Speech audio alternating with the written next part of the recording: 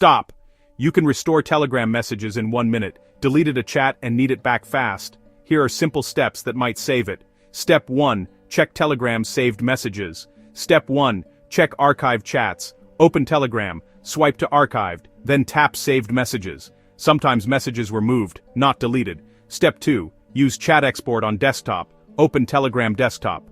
Go to the chat, click the 3 dots. Choose export chat history. Export can reveal messages still stored on your device backup. Step 3. Restore from cloud backup. Step 3. Restore from local backup. If you use an Android backup app, restore the latest backup file. If you use Telegram Cloud, restore the latest backup file. Bonus tip. Notifications log on Android. Check your notification history. Transient message text can appear there. If none work, the message is likely permanently deleted. Want more quick tech rescues? Subscribe for weekly how-tos.